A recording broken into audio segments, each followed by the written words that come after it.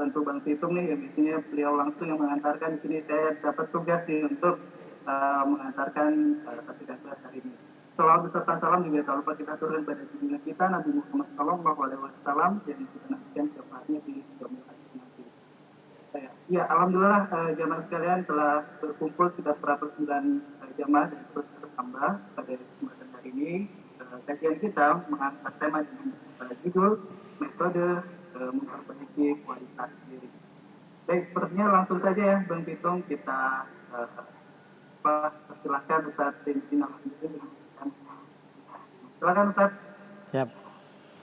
Bismillahirrahmanirrahim.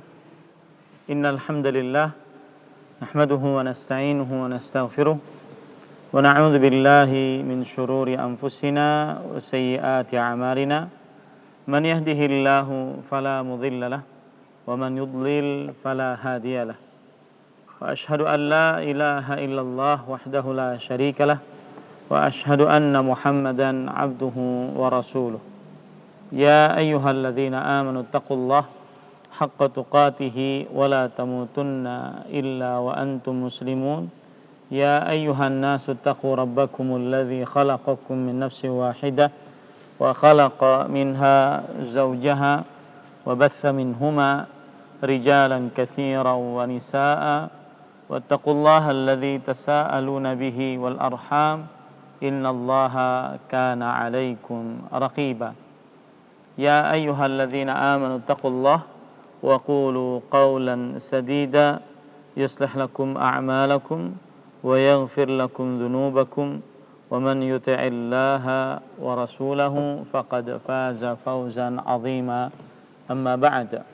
Fa inna asdaqal hadithi kitabullah wa ahsanul hadi hadi Muhammadin sallallahu alaihi wa ala alihi wa sallam wa syarrul umuri muhdatsatuha wa kullu muhdatsatin bid'ah wa kullu bid'atin dhalalah wa kullu dhalalatin finnar. Alhamdulillah, kita bersyukur pada Allah Subhanahu wa taala pada hari ini, hari Ahad, hari yang ke-6 dari Ramadan 1442 Hijriah, bulan yang penuh dengan berkah ini. Kita dimudahkan oleh Allah Subhanahu wa taala untuk duduk bersama mengkaji kembali ayat-ayat suci Al-Qur'an dan hadis-hadis Rasul sallallahu alaihi wa ala alihi wasallam bersama Masjid Astra Sunter. Salawat dan salam semoga selalu Allah berikan kepada Nabi kita Muhammad sallallahu alaihi wa ala alihi wasallam, pada keluarga beliau, para sahabat, serta orang-orang yang mengikuti beliau sampai hari kiamat kelak. Dengan nama-nama Allah yang husna dan sifat-sifatnya yang ulia, kita berdoa, Allahumma inna nas'aluka ilman nafi'an wa rizqan tayyiban wa amalan mutaqabbala. Wahai Allah, sesungguhnya kami mohon kepada Engkau ilmu yang bermanfaat, rezeki yang baik, dan amal yang diterima. Allahumma amin. Ahibati hafizakumullahu ta'ala, pada kesempatan kali ini kita membahas tema yang menurut saya ini tema jarang-jarang ada di majelis taklim Masjid Astra Sunter, karena temanya tema yang agak umum. Ini tema yang mungkin cocoknya di training psikologis, training pegawai begitu ya, karena temanya agak umum, bahkan mungkin tidak berkaitan erat dengan agama. Akan tetapi saya akan bawakannya kepada agama, ya. Saya akan bawakannya kepada agama. Temanya yaitu memperbaiki kualitas diri. Nah, saya dapat tema dari panitia seperti itu, memperbaiki kualitas diri. Kalau kita lihat kata kualitas itu dalam Kamus Besar Bahasa Indonesia versi 5, tingkat baik buruknya sesuatu atau derajat atau taraf kepandaian, kecakapan dan sebagainya, atau mutu. Nah, ini yang diinginkan dari tema ini apa gitu ya?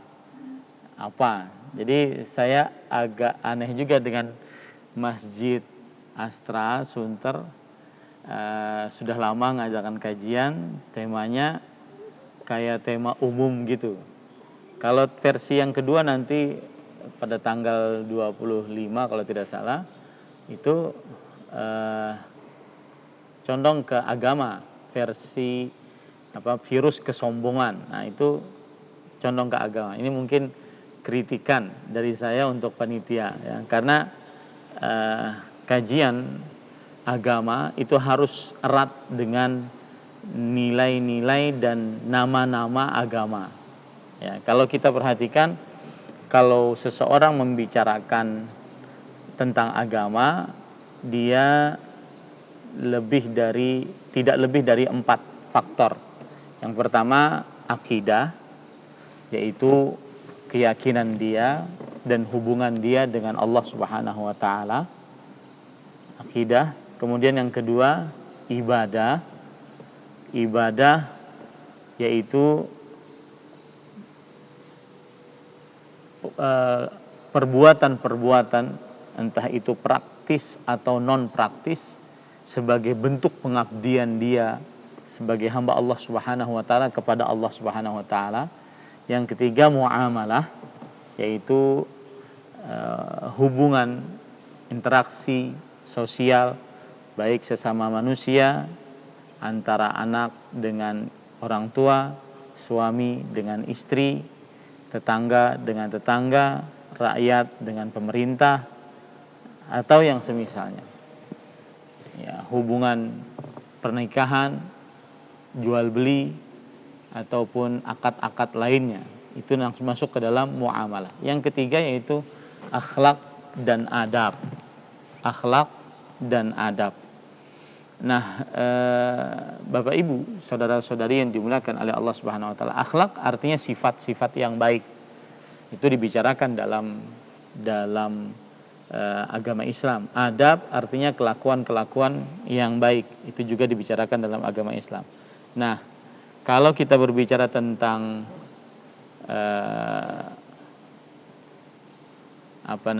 tentang seseorang berbicara memperbaiki kualitas diri, maka ini umum sekali, ya, umum sekali. Mungkin saya ingin mengambilkan dari sisi agamanya, ya, dari sisi agamanya, karena dia umum kan, bahkan lebih condong kepada training pegawai gitu.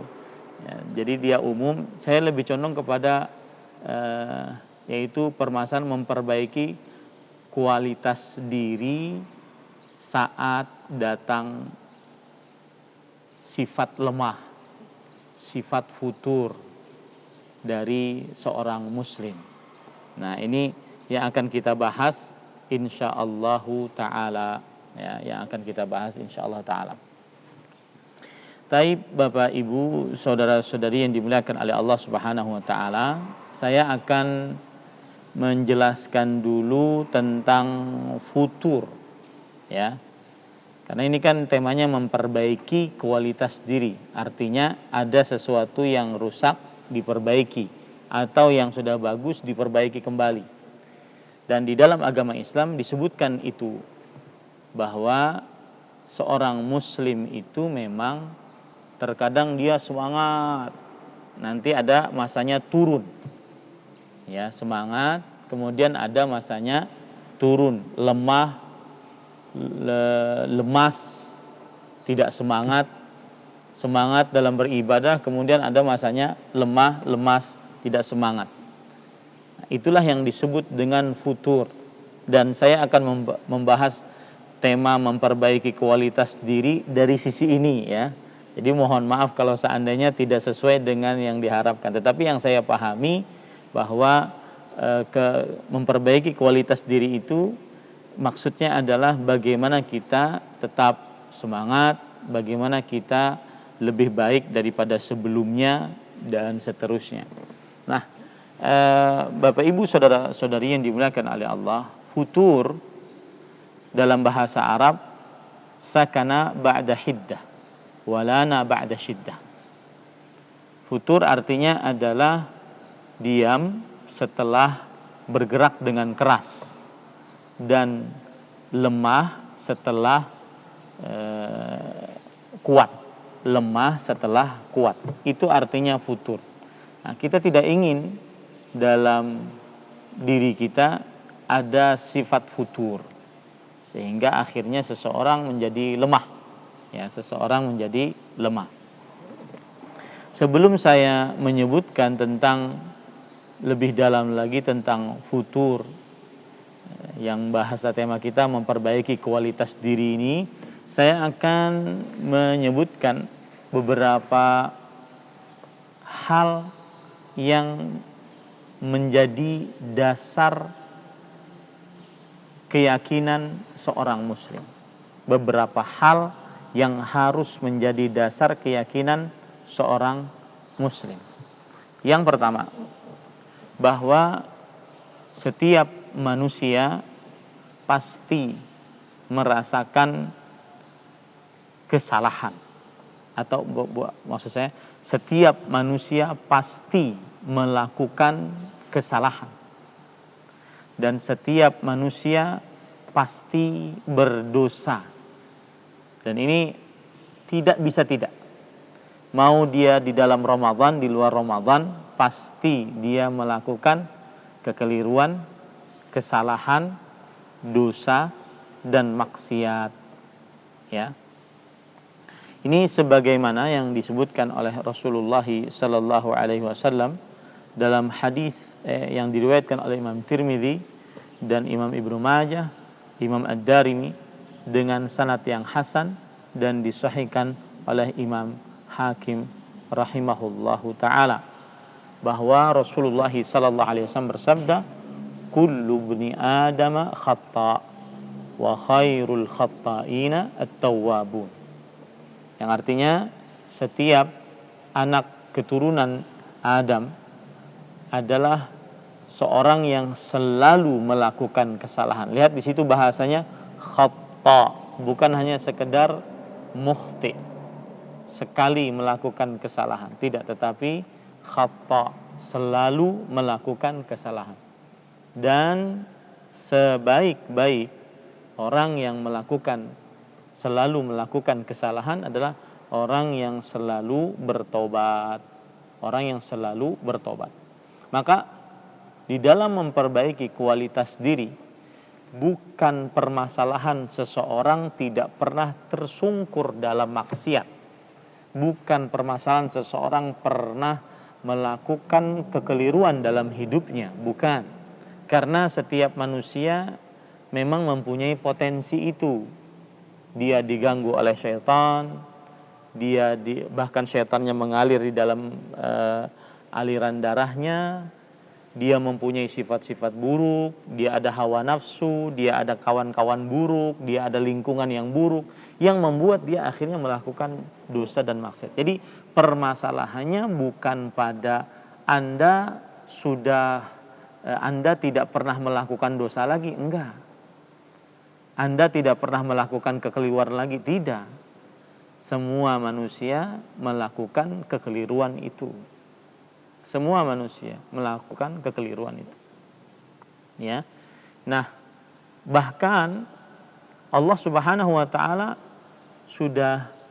Rasulullah sallallahu alaihi wasallam sudah menegaskan itu, bahwa kita ini adalah makhluk pendosa yang mana dengan dosa tersebut akhirnya kita bertobat kepada Allah. Kalau seandainya kita seperti malaikat, apa yang diperintahkan oleh Allah kita kerjakan, apa yang dilarang oleh Allah kita jauhi.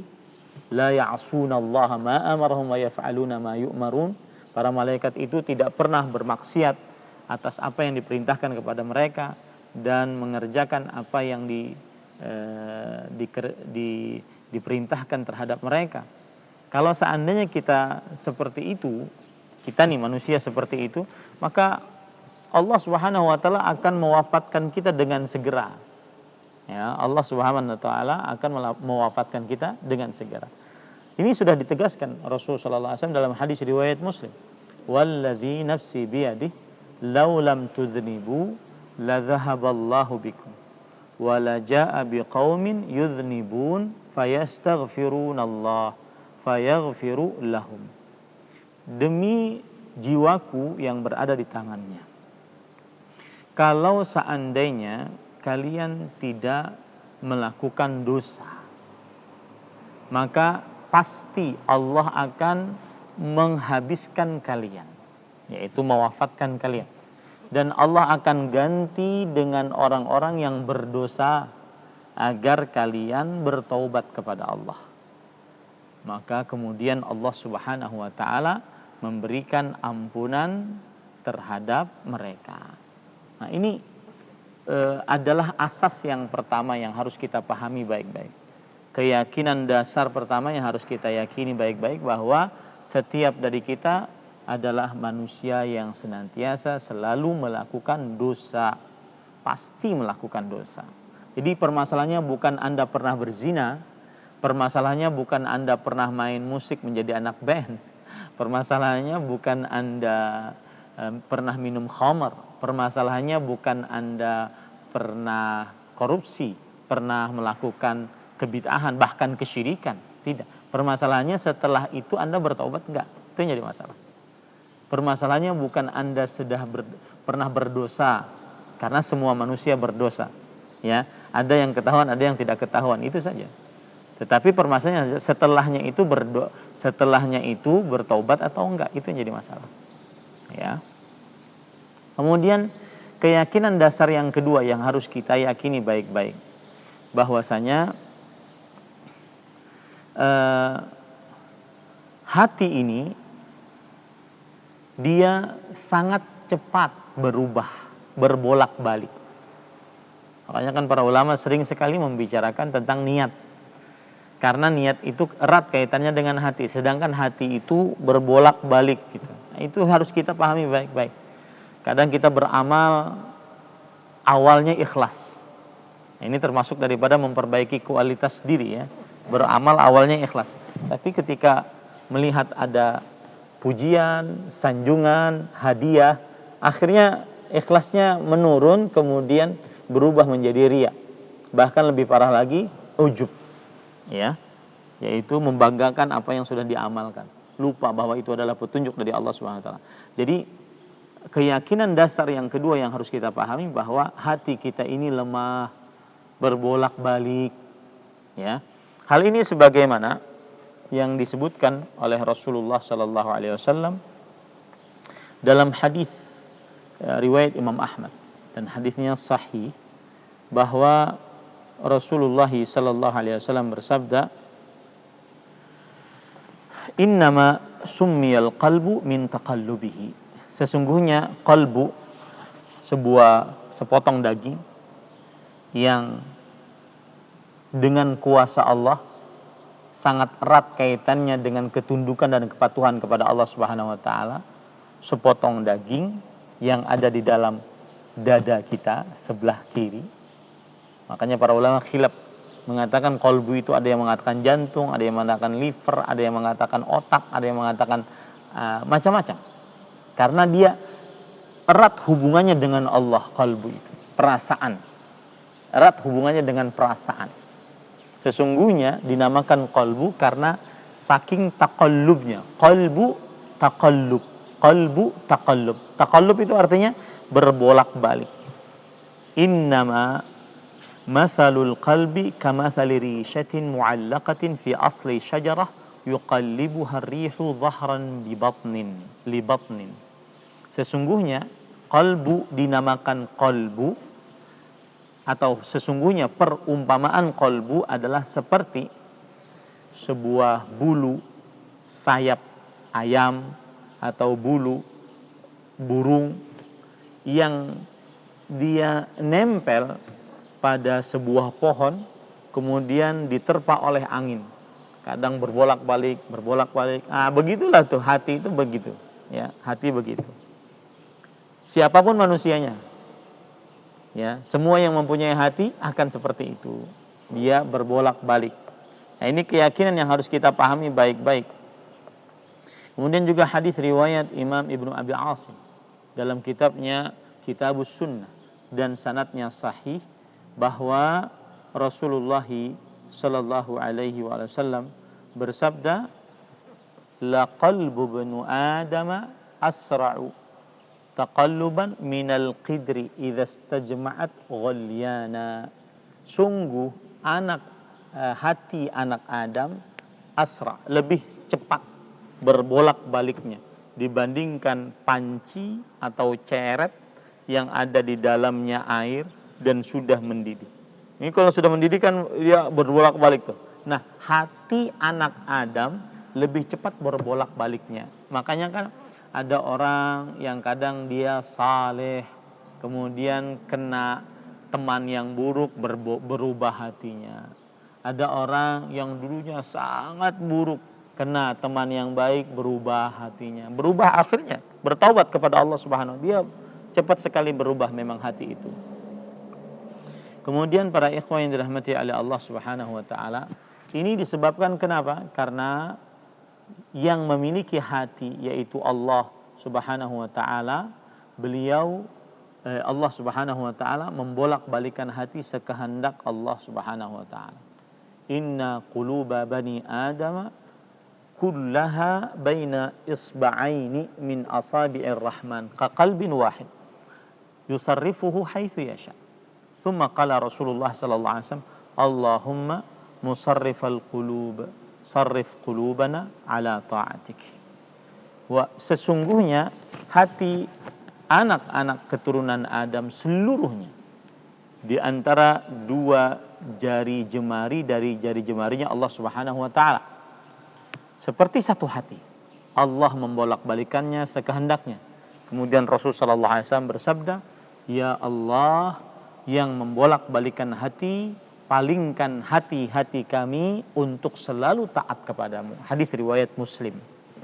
Nah, ini adalah keyakinan dasar yang kedua bahwa kenapa kadang seorang muslim terpuruk ke dalam kemaksiatan, ke dalam kemunduran.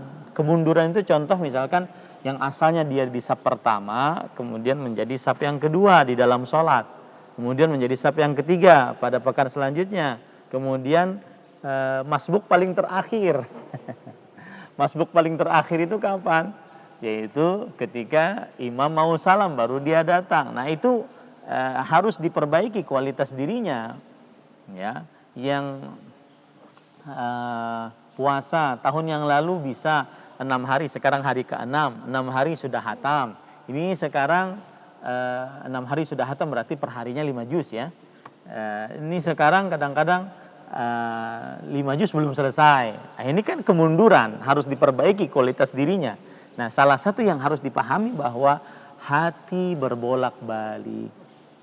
Hati manusia itu cepat sekali berbolak-balik. Makanya Abdullah bin Mas'ud radhiyallahu anhu mengatakan, ma'alatu syai'an ashadda alayya min niyati li'annahu tataqallabu alayya. Aku tidak pernah sangat berat menjaga sesuatu dibandingkan niatku, karena hati itu berbolak-balik, niat itu berbolak-balik. Niat tempatnya pada hati, ya. Asalnya ibadahnya ikhlas, kemudian menjadi berubah, ya. Asalnya ikut pengajian ikhlas menjadi berubah karena ada satu dan lain hal, entah itu harta, tahta, wanita atau yang semisalnya.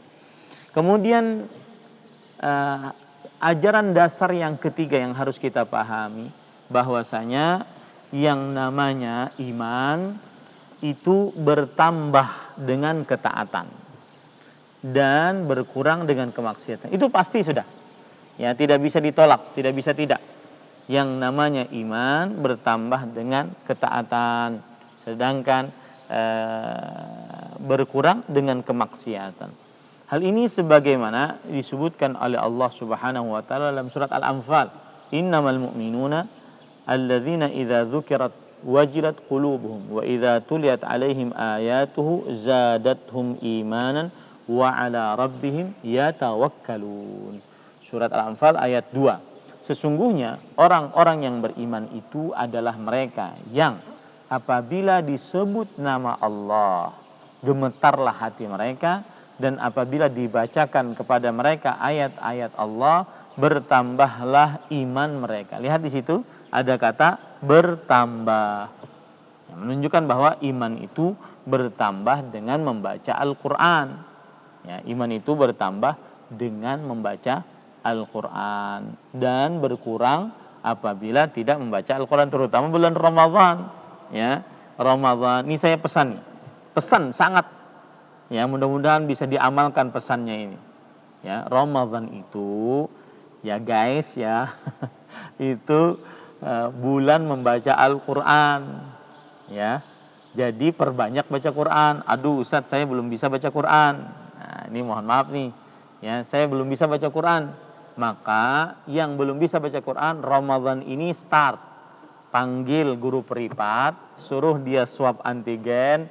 Ente nggak COVID kan, ajarin saya. Ajarin saya sampai saya bisa. Target saya tahun depan saya mau hatam satu kali Al-Quran. Nah, karena yang namanya menghatamkan Al-Quran itu harus lancar baca Quran, bukan hanya sekedar bisa.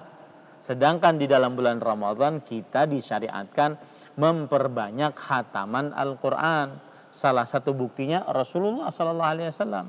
Beliau tadarusan dengan Jibril alaihi salam.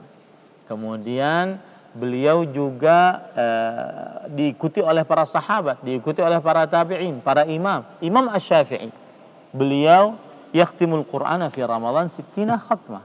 Beliau menghatamkan Al-Quran dalam bulan Ramadan 60 kali hatam.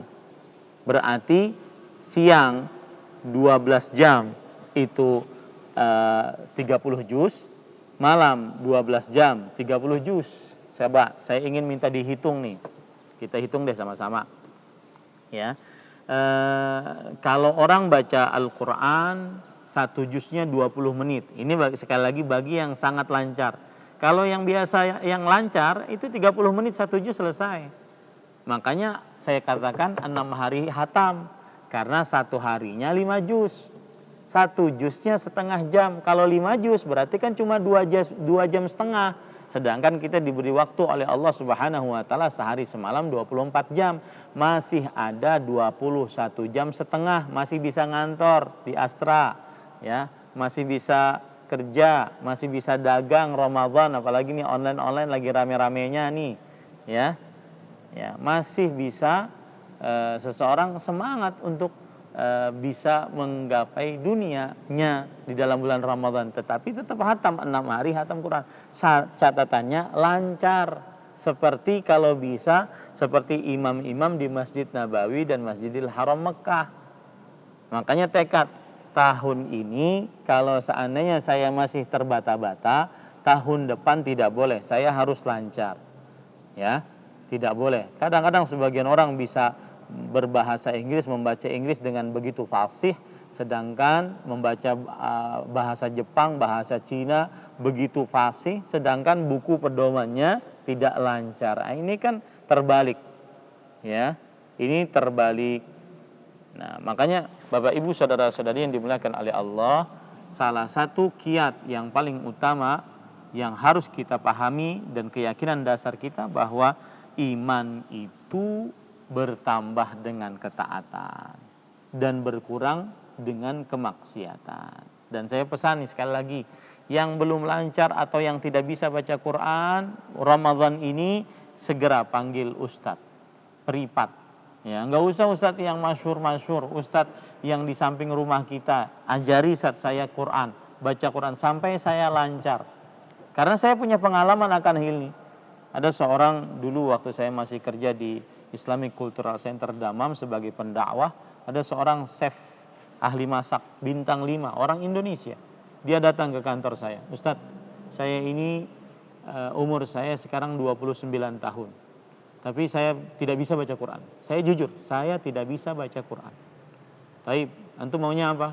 ajari saya Ustaz, sampai saya bisa, sampai saya lancar. Taib. Harus sabar ya. Sabar Ustaz. Ya. Setiap maghrib dia datang kantor saya. Setiap maghrib kecuali hari libur, datang ke kantor saya. Setelah kerja bla bla bla, masih capek, datang dia ke kantor. Ya. Dan alhamdulillah berhasil. Ya. Setahun dia belajar, masuk bulan Ramadan, dia langsung bercerita, alhamdulillah Ustaz, saya bisa menghatamkan Quran tahun ini Ustaz. Dan ini sekali pertama saya menghatamkan Quran selama hidup saya. Ini prestasi. Dan saya ingin berpesan kepada Bapak, Ibu, saudara-saudari sekalian. Kita ini puasa amalannya sama, nggak ada beda.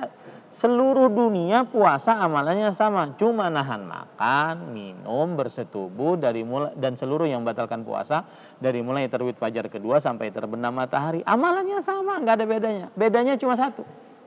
Sebagaimana dalam hadis riwayat Imam Ahmad dari Sahal bin Mu'ad, Rasulullah ibn Mu'adzah, Rasulullah sallallahu alaihi wasallam ditanya, ayyul mujahidina a'zamu ajran? Orang yang berjihad mana yang paling besar pahalanya? Kata Rasulullah sallallahu alaihi wasallam, aktsarhum lillahi dzikra. Yang paling besar pahalanya adalah yang paling banyak berzikirnya kepada Allah. Ayyus saimina a'zamu ajran? Orang yang berpuasa mana yang paling besar pahalanya? Nih, lihat, yang ingin besar pahalanya, ya, berpuasa. Kita ini amalannya sama, nggak ada bedanya. Saya di Kalimantan, Bapak Ibu yang di Jabodetabek sama, semuanya sama. Tidak ada amalannya yang berbeda. Menahan makan, minum, bersetubuh dan seluruh membatalkan puasa dari mulai terbit fajar kedua sampai terbenam matahari. Amalnya sama. Bedanya cuma satu. Siapa yang di antara kita yang paling banyak berzikir kepada Allah Subhanahu wa taala? Dan afdhalul zikir Quran. Seutama-utama zikir adalah membaca Al-Quran. Timbul pertanyaan sekarang sudah hari ke-6. Sudah berapa juz Anda baca? Ya. Dan sangat prihatin kita di zaman ini sudah terbolak-balik. Yang mana para sahabat Nabi, para sahabat, para tabi'in, para tabi'ut tabi'in, para imam, kalau di dalam bulan Ramadan mereka memperbanyak hataman Al-Quran, bukan memperbanyak ya bernyanyi-nyanyi atas nama sholawatan sampai sahur, bukan. Di beberapa daerah saya pernah baca survei, rating pembacaan Al-Quran nomor ke-10 dibandingkan pembacaan buku-buku lain yang dianggap sebagai ibadah. Ini kan menyedihkan. Nah, ini para ikhwan yang dirahmati oleh Allah Subhanahu wa taala. Bapak, Ibu, saudara-saudari, kaidah yang keempat atau keyakinan dasar yang keempat, bahwasanya perhatikan baik-baik, kita di dalam hidup ini harus mengetahui terkadang kita fokus beribadah, terkadang kita fokus mengerjakan perkara dunia, maka itu tidak tercela. Ini kaidah yang keempat. Terkadang kita fokus beribadah, terkadang kita fokus mengerjakan perkara-perkara dunia. Ini tidak tercela. Seperti Ramadan sekarang ini. Dari tadi saya membicarakan tentang baca Quran, ya, bulan membaca Al-Quran. Kalau begitu Ustadz, gimana kalau saya nggak kerja, tetapi anak istri saya nggak makan nantinya? Maka kerjalah, baca Quran dan kerjalah. Artinya ada waktu fokus untuk beribadah, ada waktu fokus untuk bekerja dunia. Karena kita masih hidup di dunia. Nah, Bapak, Ibu, saudara-saudari yang dimuliakan oleh Allah, kalau seandainya ada orang yang dia senantiasa fokus akhirat saja, fokus ibadah saja, ya, maka ini seperti malaikat nanti, ya. Jadi kalau seandainya ada orang, ini cerita, tadi pagi saya buka akun Instagram saya, kemudian saya ingin agar orang-orang kaum muslimin berjualan lah. Akun followers Instagram saya lumayan, jadi mereka bisa bisa mempromosikan dagangan mereka di akun saya lewat komentar-komentar. Di situ saya tulis, dagang pagi membawa berkah. Ramadan tidak terlarang berdagang. Artinya apa? Saya ingin menyampaikan pesan bahwa meskipun Ramadan kita berpuasa, kita memperbanyak ibadah, tapi kita juga perlu untuk berdagang, bekerja, ya, agar bisa menghidupi anak istri kita, agar kita tidak minta-minta, agar kita tidak menjadi beban di masyarakat. Maka Ramadan tidak menghalangi seseorang untuk berdagang. Nah, maksud saya, terkadang seseorang di dalam hidupnya fokus di masjid, fokus baca Quran, fokus sedang berdoa, fokus sedang berzikir. Dan di dalam bulan Ramadan ini kita memperbanyak memang ibadah. Tetapi terkadang kita juga perlu bekerja, kita juga perlu mencari nafkah, kita juga perlu untuk membiayai orang tua kita yang sudah tidak bisa mencari nafkah lagi. Itu kewajiban seorang anak untuk menafkahinya. Maka harus bekerja kalau begitu. Nah, itu tidak tercela, itu maksud saya. Tidak tercela orang yang kadang fokus untuk ibadah, kadang fokus untuk dunia, tidak tercela. Ya, bukan sebagai seorang munafik. Ada cerita menarik akan hal ini. Coba perhatikan hadis dari riwayat Muslim dari Hanzalah Al-Usayyidi. Beliau ditemui oleh Abu Bakar As-Siddiq radhiyallahu anhu. Kemudian Abu Bakar As-Siddiq bertanya, "Kaifa anta ya Hanzalah? Bagaimana keadaanmu wahai Hanzalah?" Kemudian Hanzalah Al-Usayyid berkata, "Nafaqa Hanzalah." Hanzalah sudah menjadi orang munafik. Perkataan munafik di zaman itu sangat berat, karena yang namanya munafik di zaman itu terkenalnya adalah munafik akbar, lisannya Islam, hatinya penuh dengan kekufuran. Maka Abu Bakar As-Siddiq langsung mengatakan, "Subhanallah, Maha suci Allah, ma taqul, apa yang sudah engkau ucapkan, wahai Hanzalah." Kemudian setelah itu Hanzalah bercerita, "Kenapa aku mengaku sebagai seorang yang munafik?" Kemudian Hanzalah bercerita, "Akunu 'inda Rasulillah sallallahu alaihi wasallam yudzakiruna bil jannati wan nar hatta ka'anna ra'yu 'ain. فإذا خرجنا من عند رسول صلى الله عليه وسلم عافزنا الأزواج والأولاد والضيعات فنسينا كثيرا." Kita terkadang duduk di majelis Rasul sallallahu alaihi wasallam. Beliau mengingatkan kita tentang surga dan neraka seakan-akan kita bisa melihat surga dan neraka tersebut. Artinya Rasul sallallahu alaihi wasallam menjelaskannya sangat detail dan kita sangat khusyuk memahaminya, sehingga seakan-akan surga dan neraka itu ada di hadapan kita. Tetapi ketika kita sudah keluar dari majelis Rasul sallallahu alaihi wasallam, kita bertemu dengan istri, anak, pekerjaan, kita banyak lupanya, tidak seperti di majelis Rasul sallallahu alaihi wasallam, dan itu namanya munafik.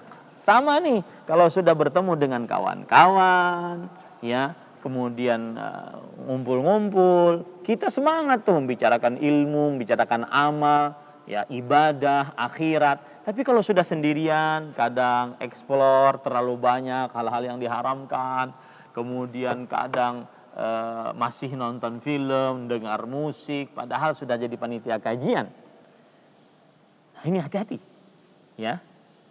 Maka ini yang kadang dirasakan oleh sebagian orang.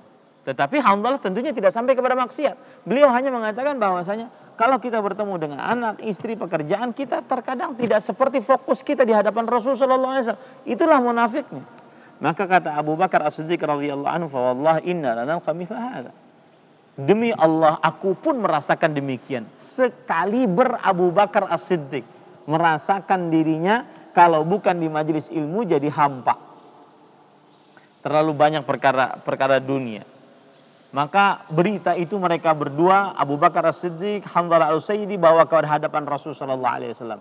Lalu Rasul sallallahu alaihi wasallam menanggapi apa yang dirasakan oleh dua orang ini. Kata Rasul sallallahu alaihi wasallam, "Walladzi nafsi biyadihi in law tadumuna ala ma takununa 'indi fi dzikr la safahatkumul malaika ala furushikum wa fi turikum walakin ya Hanzalah sa'ah wa sa'ah 3 marrat." Demi jiwaku yang berada di tangannya, jika kalian keadaannya seperti kalian berada di hadapanku kalau kalian keluar, ya, selalu mengingat tentang akhirat, orientasi tentang akhirat, neraka, surga, maka para malaikat akan menyalami kalian di atas kasur kalian, di jalan kalian. Maksudnya sejenis dengan malaikat kalau begitu.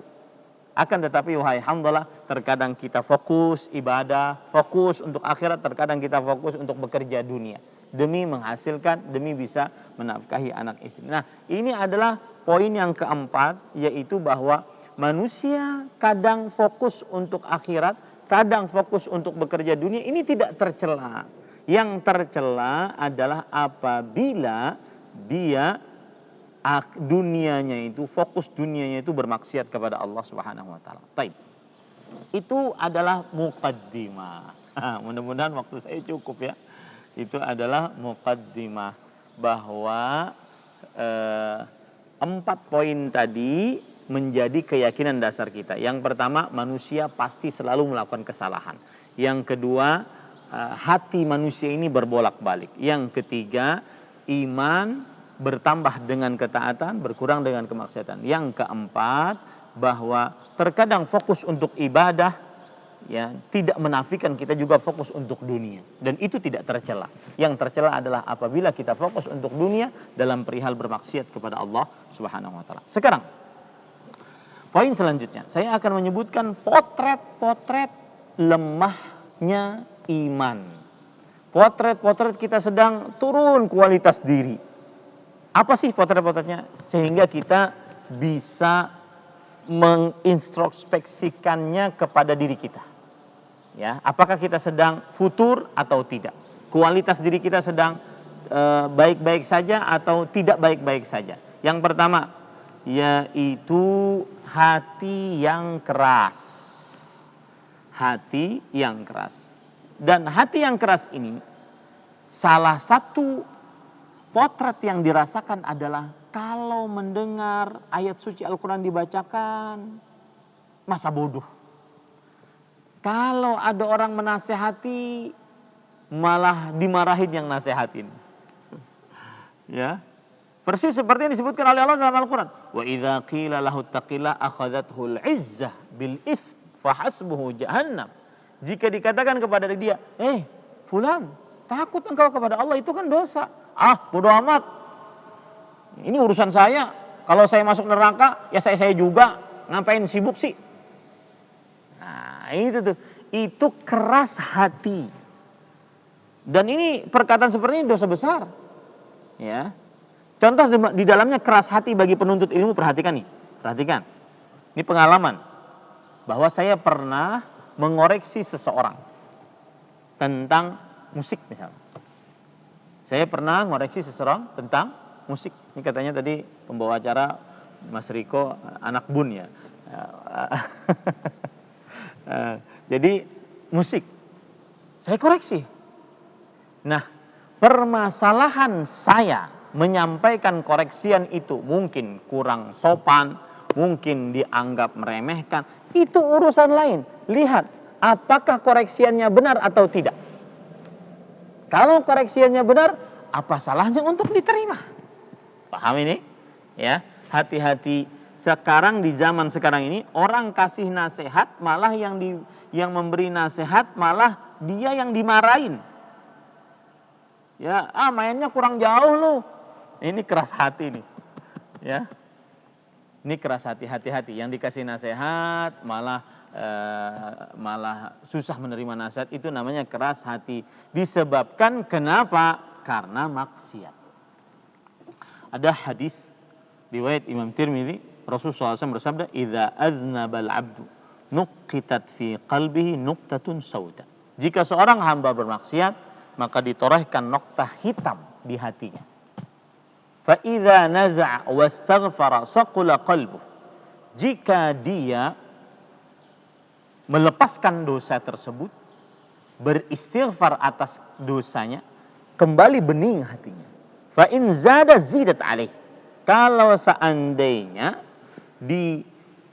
dia menambah dosanya, maka ditambahkan noktah-noktah hitam tersebut hatta ta'lu qalbah. Sampai noktah hitam itu menutupi hatinya. Fadzalika ar-ran. Itulah yang disebut dengan ar-ran, yaitu penutup hati. Ya, ini hati-hati para ikhwah, keras hati akhirnya meremehkan maksiat, keras hati akhirnya sombong dengan maksiat. Ini bahaya. bedakan antara orang yang bermaksiat walaupun itu dosa besar, tapi setelah maksiat dia takut, khawatir, merasa berdosa, takut siksa Allah, dengan orang yang bermaksiat meskipun kecil akan tetapi dia sombong dengan maksiatnya, berbangga dengan maksiatnya. Yang ini mungkin bisa ditulis sebagai dosa kecil, yang ini bisa ditulis sebagai dosa besar di sisi malaikat. Karena itu semua permainan hati. Hati-hati ini Bapak Ibu saudara-saudari yang dimuliakan oleh Allah. Taib, itu adalah potret yang pertama, keras hati. Kemudian potret yang kedua, malas mengerjakan ketaatan. Wah, terutama dalam bulan Ramadan. Yang mana di awal malam pertama Rasulullah SAW bulan Ramadan mengatakan, wa nada munadin ya baghiyal khairi aqbil wa ya baghiyasy syarri aqsir. Ada suara malaikat berseru di malam pertama bulan Ramadan untuk setiap malam. Wahai pencari kebaikan, sambut Anda sekarang bulan Ramadan. Waktunya beramal. Beramal sedikit, berpahala besar. Wahai pencari keburukan, cukupkan. Anda sekarang bulan Ramadan. Waktunya bertobat. Ramadan bulan ampunan. Kalau seandainya tidak bertobat bulan ini, mau kapan bertobat? Dan ingat para ikhwah, ya, meremehkan ketaatan adalah salah satu penyebabnya ujub. Ya, saya beri contoh meremehkan ketaatan ya, di antaranya tidak sholat qobliyah ba'diyah. Ini banyak yang sudah ngaji, yang sudah jenggotan jadi panitia kajian, ya nggak sholat qobliyah ba'diyah, nggak baca zikir pagi sore, karena nganggap oh udah tauhid, manhaj salaf. Ya, hati-hati. Yang tidak duha, yang mengerjakan malas-malas mengerjakan baca Quran, ya, ini hati-hati nih, hati-hati. Ini malas-malasan dalam beribadah kepada Allah Subhanahu Wa Taala, atau malas-malasan berjamaah, jamaahnya datang paling terakhir sebelum imam salam, ya, hati-hati, karena menganggap dirinya sudah dekat dengan ustadz, sudah sering ikut pengajian, sudah hatam kitab tauhid, sudah hatam kitab akidah wasitiyah, sudah hafal qawaidul arba, 4 kaidah penting untuk memahami tauhid dan syirik, sudah hafal. Saya pernah ditanya oleh seorang istri, ya, ibu-ibu ini sering banyak curhat, ditanya seorang istri, Ustadz, bagaimana saya menyikapi suami saya S1 Madinah tapi masih suka nonton film porno? Coba. Ya, hati-hati para ikhwah.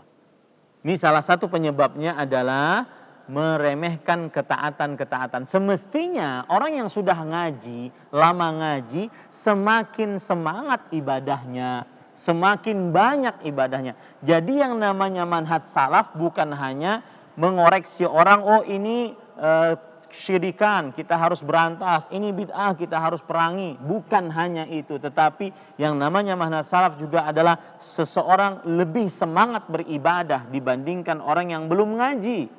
Lebih semangat baca Qur'annya, lebih semangat menghatamkan Al-Qur'annya, lebih semangat bersedekahnya, lebih semangat qabliyah ba'diyahnya, lebih semangat duhanya, witirnya. Terkadang 1 rakaat. Kalau bukan bulan Ramadan, witir 1 rakaat nggak dikerjakan. Yang nggak sampai mungkin kepada 3 menit. Subhanallah. Ini para ikhwan yang dirahmati oleh Allah, hati-hati.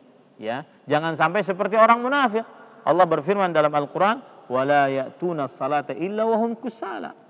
Orang-orang munafik tidaklah mendatangi salat kecuali dalam keadaan malas. Ya, ini hati-hati. Termasuk di dalamnya kalau di kota-kota besar, Jabodetabek misalkan, sering macet, kemudian menjamak sholat maghrib, sholat isya. Nah, ayo lo ngaku lo, ya, hati-hati. Saya pernah langsung nanya ke Syekh Al-Allamah Profesor Dr. Abdul Razak bin Abdul Muhsin Al-Badr hafizahumullah ta'ala. Waktu itu kita di mobil mau maghrib, kemudian saya tunjuk, Syekh, ini orang-orang kerjanya di luar Jakarta, ada yang di Bogor, ada yang di mana gitu. Kemudian nanti di jalan dia macet. Boleh nggak dia setiap hari jamak sholat karena macet? Kata Syekh, tidak boleh dan sholatnya tidak sah. Hati-hati, ya. Jangan membiasakan macet saat maghrib, macet saat sholat isya. Hati-hati. Harus sholat pada waktunya. Ini termasuk meremehkan ketaatan. Ini potret orang futur. Yang ketiga, potret orang futur adalah, nah ini, membenci orang-orang saleh yang mengerjakan sunnah Rasul Sallallahu Alaihi Wasallam. Ya, membenci orang-orang yang mengerjakan sunnah Rasul Sallallahu Alaihi Wasallam. Membenci, apalagi sampai membenci orang-orang yang mendakwahkan sunnah Rasul Sallallahu Alaihi Wasallam. Makanya hati-hati, para ulama salaf memperingatkan kita dari mulai dahulu tentang berkawan. Disebutkan di dalam kitab Hilyatul Auliya yang ditulis oleh Abu Nuaim Al-Asfahani bahwa Umar bin Khattab radhiyallahu anhu pernah berkata, "Jalisut tawwabin fa innahu araqqu syai'in afidatan." Bertemanlah kalian dengan orang-orang yang selalu beristighfar, mereka itu hatinya lembut. Ya, mereka itu hatinya lembut. Kemudian Abu Darda radhiyallahu anhu, "La tazalu bi khairin ma ahbabtum khiyarakum." Kalian masih saja dalam kebaikan selama kalian mencintai orang-orang saleh, mencintai orang-orang yang berdakwah kepada tauhid, kepada sunnah, mencintai orang-orang yang berilmu, mencintai ahli ibadah, bukan malah menggibahnya. Ini hati-hati. Saya pernah berkunjung ke Al-Ustadz Al-Fadhil Abu Jabir Syafiq Riza Basalamah hafizahullah ta'ala. Beliau berpesan kepada saya, "Ahmad, sampaikan kepada jamaah antum bahwa jangan menggibah Ustadz." Ustadz kayaknya poligami lagi tuh. La haula wala quwata illa billah. Ya, hati-hati. Maka masih saja seseorang dalam kebaikan selama dia berteman, mencintai orang-orang yang baik. Kemudian para ikhwah yang dirahmati oleh Allah Subhanahu wa taala. Yang potret yang keempat dari potret futur, yaitu lemahnya perasaan keagamaan. Lemahnya perasaan keagamaan.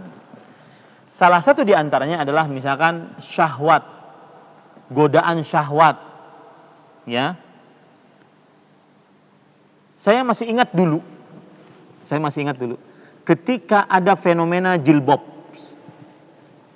Fenomena jilbab. Mungkin anak-anak yang sekarang baru menetas mungkin belum tahu ya. Fenomena jilbab. Perempuan memakai jilbab, tetapi ini ketat. Dulu sangat dipermasalahkan. Kemudian waktu berlalu menjadi biasa. Ya. Ini sebabnya apa? Karena kalau sudah urusan nahi mungkar, sedikit yang melakukannya. Karena takut dihina orang, takut dibully, ustadznya khawatir. Ya. Kalau amar ma'ruf banyak, ngajakin sedekah, ngajakin salawat, ngajakin ini banyak. Tapi nahi mungkar susah. Karena berhadapan dengan hawa nafsu manusia dan biasanya sulit untuk diterima oleh manusia. Sekarang bukan hanya fenomena itu saja, sekarang joget. Ya, joget, goyang dua jari. Ini hampir sudah biasa nih. Hati-hati, harus terus kita nahi mungkar. Jangan sampai seperti Bani Israel yang mana dilaknat oleh Allah melalui lisan Nabi Daud dan Nabi Isa alaihissalam. Kenapa sebabnya?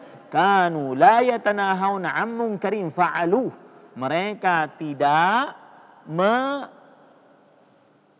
mengingkari tentang kemungkaran yang terjadi di tengah mereka. Nah, ini para ikhwan yang dirahmati oleh Allah Subhanahu wa taala. Hati-hati, matinya perasaan keagamaan, syiar-syiar Islam. Kemudian diremehkan, dianggap biasa. Al-Quran dihina, dianggap biasa. Nabi Muhammad SAW dihina, dianggap biasa. Kemudian Allah dihina, dianggap biasa.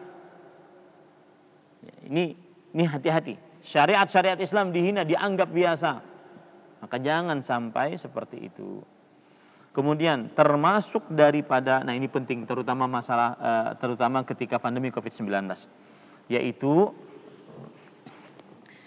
termasuk potret orang yang sedang futur, menurun kualitas dirinya, tidak bersyukur saat dapat nikmat dan tidak bersabar saat mendapat musibah.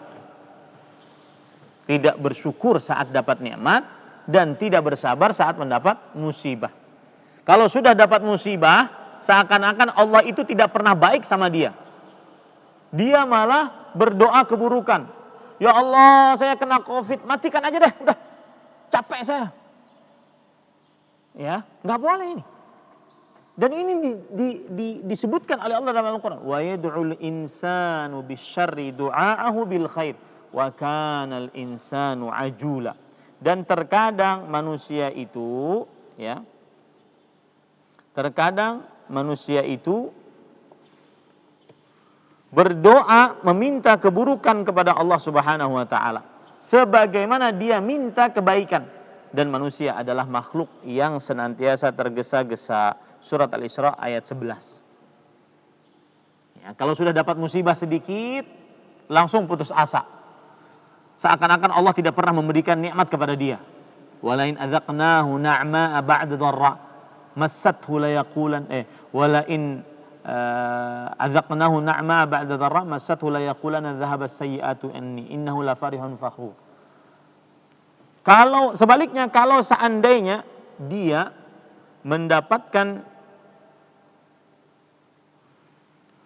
nikmat setelah miskin, sehat setelah sakit, kaya setelah miskin, ya, sukses setelah sulit, maka dia lupa diri. Nah, itu manusia tuh. Itu manusia. Tidak bersyukur kalau seandainya dapat nikmat, tidak bersabar kalau seandainya dia sedang mendapatkan musibah dari Allah Subhanahu wa taala. Contoh misalkan dalam surat Hud ayat 9 sampai 10 Allah Subhanahu wa taala berfirman di dalam surat Hud, "Wala in azaqnal insana minna rahmah, thumma naza'naha minhu innahu la ya'usun kafur." Jika kami rasakan kepada manusia suatu nikmat, sehat, nyaman makan, nyaman minum, kemudian kami cabut sedikit nikmat tersebut, langsung dia putus asa dan kufur nikmat. Seakan-akan Allah tidak pernah memberi nikmat kepada dia. Maka ini hati-hati para ikhwah. Ini potret futur, ya, suka mengeluh, mendapatkan musibah sedikit mengeluh, tulis status di media sosial. Ini potret futur, lemah iman, harus diperbaiki kualitas dirinya. Kemudian yang keenam, ini yang paling banyak di zaman sekarang, yaitu menampakkan maksiat di hadapan orang banyak. Mohon maaf, yang sedang, ya, asyik-asyiknya bermain sebuah aplikasi. Seorang perempuan berjoget ria memperlihatkan kemolekan tubuh dengan gaya yang sangat erotis, tidak pantas untuk dilihat kecuali oleh suaminya. Maka bertobatlah kepada Allah, karena dosanya besar. Ya, orang yang berdosa akan dimaafkan oleh Allah Subhanahu wa taala, kecuali yang memperlihatkan dosa tersebut dan bangga dengan berdosa. Kullu ummati mu'afa illal mujahirin. Setiap umatku akan dimaafkan kecuali orang yang mujahir. Mujahir itu artinya orang yang memperlihatkan maksiatnya. Ini hati-hati, ya. Jangan sampai seseorang menantang Allah Subhanahu wa taala. Taib. Sekarang kalau sudah kita pahami potret-potret tersebut, apa obat dari lemahnya iman? Dan inilah inti kajian kita, yaitu memperbaiki kualitas diri. Yang pertama yaitu harus menghilangkan kebodohan dari dalam diri. Kebodohan tentang syariat Islam, kebodohan tentang perintah-perintah Allah, kebodohan tentang larangan-larangan Allah, kebodohan tentang kehidupan akhirat, ada siksa neraka, ada nikmat surga. Hilangkan kebodohan-kebodohan tentang agama dalam diri. Sesungguhnya seseorang terperosok ke dalam maksiat, ya, menurun kualitas dirinya, kualitas imannya, kualitas ketakwaannya, akibat dia bodoh. Makanya Imam Ibnu Qayyim rahimahullah mengatakan, al-jahlu da'un qatilun wa shifa'uhu amrani fit tarkibi muttafiqan. Yang artinya, kebodohan itu adalah sebuah penyakit yang mematikan. Obatnya dua perkara yang sejajar. Nassun minal Qur'an au min sunnatin. Ayat Al-Quran atau hadis Rasul sallallahu alaihi wasallam yang mengajarinya seorang alim yang rabbani, mengajari dari dasar pelan-pelan. Makanya saya nasihatkan bagi para ikhwah yang baru dalam tanda kutip berhijrah, yang lagi ramai istilah itu, atau meniti jalan istiqamah, maka salah satu kewajiban yang paling utama menuntut ilmu agama. Tidak perlu bikin channel YouTube kemudian berubah diri, ya, nggak perlu tampil lagi di media sosial, terutama nih publik figur yang sudah jauh dari agama kemudian kembali mau berhijrah. Pak, tugas paling utama nuntut ilmu. Kalau perlu nggak usah menerima wawancara dulu. Nggak usah perlu cerita bagaimana cerita tentang hijrah, cerita tentang tobat, nggak usah. Tuntut ilmu dulu, karena itu yang paling utama agar kita terbebaskan dari kebodohan tentang agama sehingga kita bisa taat kepada Allah Subhanahu wa taala. Ya, seseorang melanggar larangan maksiat karena dia tidak tahu itu maksiat. Tidak tahu bagaimana pedihnya maksiat, pedihnya siksa atas maksiat, bagaimana pedihnya murka Allah Subhanahu wa taala atas orang bermaksiat. Makanya akhirnya dia bermaksiat. Makanya obatnya adalah menuntut ilmu agama. Ini paling utama. Oleh karena itulah rahasia kenapa Rasulullah SAW mengatakan, man salaka tariqan yaltamisu fihi ilman sahalallahu lahu bihi tariqan al jannah. Siapa yang menempuh sebuah perjalanan kemudian dia menuntut ilmu di dalamnya, Allah pasti akan mudahkan dia jalan menuju surga. Karena dia tahu mana yang perintah, mana yang larangan, mana yang syubhat harus dia jauhi, yang perintah harus dia kerjakan, yang larangan harus dia jauhi, dan seterusnya. Sebab yang kedua, ya, obat yang kedua agar kita tidak futur, yaitu senantiasa mengingat kehidupan akhirat, orientasikan akhirat, terutama nih bulan Ramadan nih.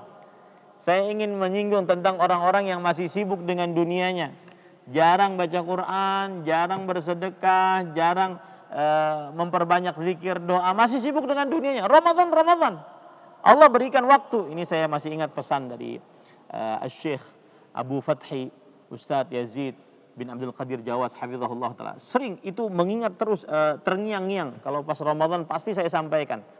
Dan ini kebaikan beliau. Kalian, kata beliau, diberikan waktu oleh Allah 12 bulan selama setahun. 11 bulan tuh cari rezeki, 1 bulan aja. Lebih banyak baca Quran, lebih banyak di masjid, di atas sejadah, berzikir, berdoa. 1 bulan. Bagi para pedagang, waduh Ustaz, susah Ustaz. Apalagi 10 hari terakhir bulan Ramadan Ustaz. Itu lagi rame-ramenya online Ustaz. Gimana tuh? Nah ini, disitulah ujiannya. Lihat, hadis Rasul SAW. Ya, yang mana memberikan kepada kita selalu petunjuk untuk orientasi bagaimana saya selamat setelah mati. Itu adalah salah satu cita-cita tertinggi seorang muslim. Bagaimana saya selamat, masuk surga, jauh dari api neraka setelah mati. Itu cita-cita tertinggi seorang muslim. Itu yang harus selalu ada dalam benak kita, dalam hidup kita. Apapun yang kita lakukan, apapun yang kita ucapkan, dimanapun kita berada, ikut kelompok manapun kita, ikut komunitas pengajian manapun, yang ada dalam benak kita adalah bagaimana saya bisa selamat setelah mati, masuk surga jauh dari api neraka. Dan itulah kemenangan yang hakiki. Itu kesuksesan yang hakiki. Di saat sebagian orang mengukur kesuksesan dengan rumah megah, mobil mewah, harta bertumpuk ruah, emas kiloan dan kilauan, ya, tetapi sebenarnya Allah sudah menuliskan standar kesuksesan. Kullu nafsin dha'iqatul maut. Setiap yang bernyawa akan merasakan kematian. Wa innama tuwaffawna ujurakum yawmal qiyamah faman zuhziya 'anil nar wa udkhilal jannah faqad faz wa mal hayatud dunya illa mata'ul ghurur. Yang artinya setiap yang bernyawa akan merasakan kematian, dan sesungguhnya pahala kalian akan diberikan secara sempurna nanti di akhirat. Jangan pernah berharap kesempurnaan di dunia. Mau rumah sempurna nggak akan pernah dapat. Kemudian harta sempurna nggak akan pernah. Wanita sempurna nggak akan pernah dapat di dunia. Ya. Sesungguhnya kami akan berikan secara sempurna nanti di akhirat. Barang siapa yang dijauhkan dari api neraka, dimasukkan ke dalam surga, itulah orang yang sukses. Maka orientasikan akhirat selalu di dalam diri kita. Apapun yang kita kerjakan, apapun yang kita ucapkan, selalu orientasikan akhirat. Rasulullah SAW bersabda, "Man kanatil akhiratu hammahu." Barang siapa yang akhirat selalu pikirannya, tekadnya,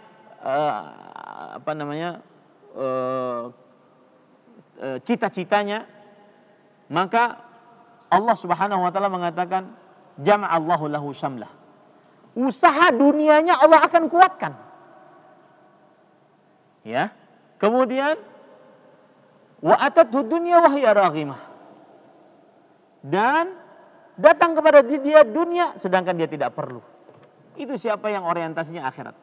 Lihat lagi hadis, terutama dalam bulan Ramadan ini, ya, tafarrag li ibadati amla sadraka ghinan wa asuddu faqra wa illa mala'tu yadayka syughlan wa lam asudda faqra. Wahai anak Adam, kata Allah dalam hadis qudsi, luangkan waktumu untuk beribadah kepada aku. Kalau enggak bulan Ramadan, kapan lagi kita? Jangan pernah berharap di bulan lain. Luangkan waktumu untuk beribadah kepada Allah Subhanahu wa taala. Kalau seandainya engkau meluangkan waktu untuk beribadah kepadaku, aku akan urus hatimu dengan kepuasan. Karena sebenarnya begini Pak, para ikhwah. Ini ada faedah menarik dari Imam Ibnu Qayyim. Bahagia itu menurut kita orang berakal sebenarnya adalah bagaimana rasa resah, rasa gelisah yang ada dalam hati hilang. Itulah bahagia. Dan itu semua itu adalah yang dicari oleh semua orang yang berakal. Bahagia adalah bagaimana rasa resah, rasa gelisah apapun dalam hati hilang.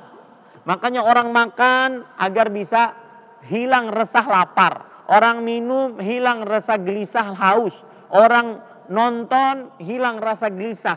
Orang piknik, tamasya hilang rasa gelisah. Orang dengar musik, main musik hilang. Jadi tujuan orang berakal sebenarnya adalah ingin bahagia. Bahagia definisinya apa? Hilang rasa resah, rasa gelisah. Ya, itu semuanya. Dan orang untuk menghilangkan rasa risah, rasa gelisah ini berbeda-beda.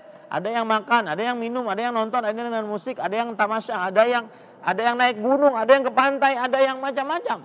Ada yang berzina, ada yang minum khamar, ada yang main judi, ada yang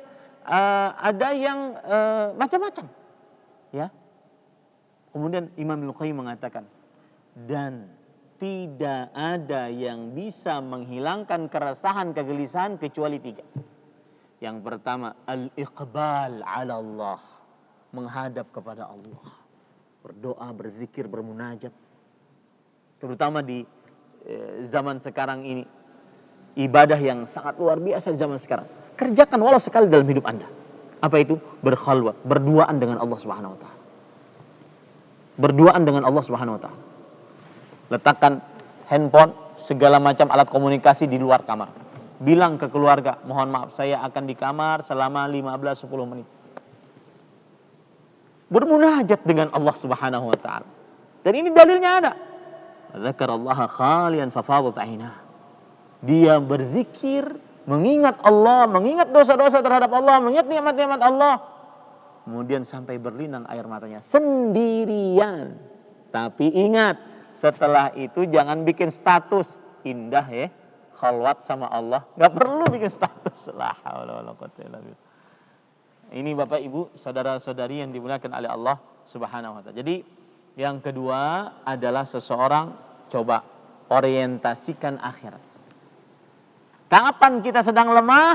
Wah, ini nggak ada apa-apanya di akhirat nih. Kapan sedang tertipu dengan godaan syahwat perempuan? Wah, ini nggak ada apa-apanya di akhirat. Mendingan saya ke di akhirat aja deh nanti. Itu adalah kiat yang kedua untuk memperbaiki kualitas diri. Kemudian kiat yang ketiga yaitu seseorang berdoa kepada Allah agar dia senantiasa diberikan kemudahan, petunjuk kemudahan untuk beramal saleh. Makanya kan doa yang diwasiatkan oleh Rasulullah SAW kepada Mu'ad bin Jabal, Allahumma a'inni ala zikrika wa syukrika wa husni ibadat. Ya Allah, tolong aku untuk senantiasa berzikir kepadamu, untuk senantiasa beribadah yang baik kepadamu, bersyukur atas nikmat-Mu. Kita harus minta tolong agar bisa sholat tahajud, agar bisa baca Quran, terutama awal-awal Ramadan ya. Ini Quran dibaca, hilang-hilang hurufnya, subhanallah. Ya, ngantuk. Baru a'udzubillahi minasyaitonir ngantuk. Subhanallah. Panas matanya, tapi terus saja, terus kita yakin.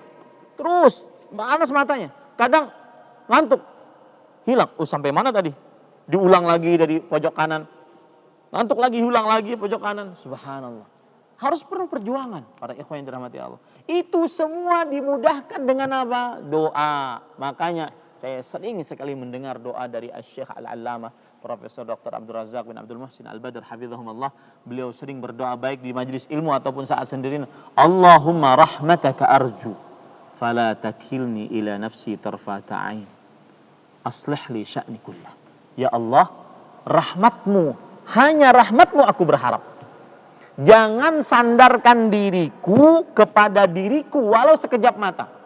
Perbaiki seluruh keadaanku. Ini doa sangat indah.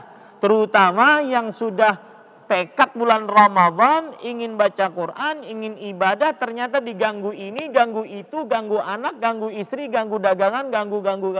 Akhirnya nggak jalan-jalan. Target Ramadannya. Banyaki doa. Karena waktu itu Anda perlu taufik, petunjuk kemudahan untuk beribadah kepada Allah. Nah, itu 3 kiat. Semoga bermanfaat. Sepertinya waktunya sudah lewat. Seperti biasa memang kalau kajian astral lewat terus waktunya. Silakan. Ya.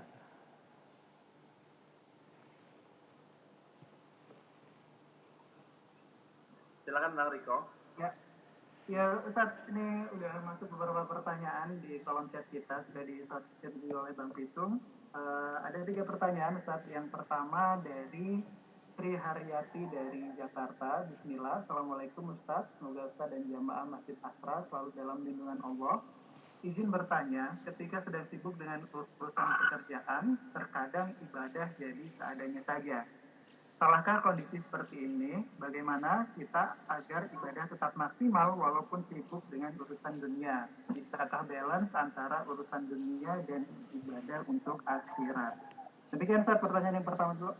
Bismillah, walhamdulillah, wassalatu wassalamu ala rasulillah wa ala alihi wa sahbihi wa manwala. Nah, ini yang keliru. Kita fokus pekerjaan dunia. Tapi saat kita mengerjakan pekerjaan akhirat, jangan seadanya. Makanya kan dalam hadis tadi, hadis riwayat Muslim dari Hanzalah Al-Usayyidi, bahwa Rasulullah SAW berkata, ya Hanzalah, sa'ah. Wahai Hanzalah, kadang kamu fokus untuk ibadah dan kadang kamu fokus untuk pekerjaan dunia. Saat pekerjaan dunia, maka fokuslah, telatenlah, maksimallah kerjanya. Tapi saat pekerjaan akhirat, sholat, ya, berjamaah, berdoa, baca Quran, maka fokus juga. Jangan seadanya. Nah, jadi kemudian konsep 50-50. Ini hati-hati. Disebutkan oleh hati-hati salah maksud saya. Disebutkan oleh Allah Subhanahu wa taala di dalam Al-Qur'an, wabtaghu darul akhirah wa la tansa nasibaka minad dunya. Saya ulangi ayatnya, wabtaghi fima ataka Allahu darul akhirah wa la tansa nasibaka minad dunya. Surah Al-Qasas ayat 77. Dan carilah apa yang telah dianugerahkan Allah kepadamu, kebahagiaan negeri akhirat. Maksudnya cari pahala di akhirat, cari masuk surga, cari nikmat di akhirat. Dan jangan kamu melupakan kebahagiaanmu dari kenikmatan dunia. Sebagian orang menafsiri ayat ini keliru. Ustaz, ayat ini berarti 50-50. 50 akhirat, 50 dunia. Berarti kalau seandainya kita sedang bekerja dunia, ya tidak mengapalah sesekali kita meninggalkan sholat zuhur, sholat asar. Karena kan 50-50. Ini dunianya kita sekarang kerjakan, maka setengahnya lagi akhirat. Tadi tidak mengapa kita tinggalkan sholat zuhurnya demi dunia. Nah, ini pemahaman yang keliru. Pemahaman yang benar terhadap ayat ini adalah bahwa apabila seseorang bekerja untuk dunia, maka niatkan itu bermanfaat di akhirat. Makanya salah satu kiat agar tetap balancing antara kehidupan dunia kita dengan kehidupan ibadah kita, apabila kita bekerja dunia, niatkan ini untuk ibadah, menafkahi anak, istri. Dan jangan sampai pekerjaan dunia kita melalaikan akhirat. Ya, itu dua kiat. Yang pertama, apa yang kita kerjakan niatkan untuk ibadah. Saya beri contoh. Seorang pengusaha, semangat usaha. Ya. Salah satu niatan dia adalah ingin bikin masjid dengan usaha dia.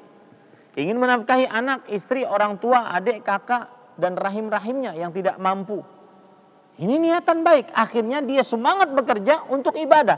Itu biar balancing antara kehidupan dunianya dengan akhirat. Yang kedua, jangan sampai dunianya melalaikan dia dari kehidupan akhirat. Sebagaimana firman Allah Subhanahu wa taala dalam surat An-Nur, "Rijalun la tulhihim tijarah wala bai'un an dzikrillah wa iqamis shalah wa ita'iz zakah yakhafuna yawman tataqallabu fihi al-qulub wal absar." Surah An-Nur ayat 37. Artinya, orang-orang, para lelaki dan perempuan yang tidak dilalaikan oleh usahanya, perniagaannya, dagangannya, tidak pula oleh jual belinya, dari berzikir kepada Allah, mendirikan sholat, membayar zakat, ya. Mereka takut suatu hari hati dan penglihatan menjadi goncang, mengingat akhirat. Jadi jangan sampai dunia yang kita kerjakan melalaikan kita dari sholat, puasa, zakat, berzikir, dan akhirat. Saya pernah mendapati cerita yang nyata. Orang kalau orientasi akhirat itu dia akan mengkondisikan dunianya untuk akhirat. Saya beri contoh. Ada orang jualan pakai sepeda goes. Dia jualan bahan-bahan kelontong, piring, baskom, gayung, dan semisalnya.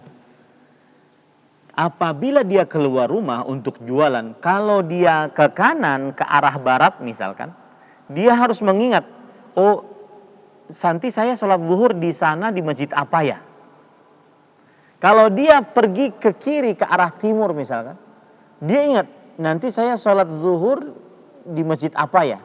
Dan fi'lan orang ini saya dapati waktu itu saya lewat di sebuah masjid, saya dapati setengah jam sebelum sholat zuhur sudah ada di depan masjid. Masjidnya belum buka. Nah, ini namanya bagaimana berusaha yang tidak melalaikan kehidupan akhirat. Nah, itu dua kiatnya. Yang pertama, usahanya dia niatkan untuk ibadah. Yang kedua, usahanya jangan sampai melalaikan dia dari akhirat. Wallahu a'lam. Nah.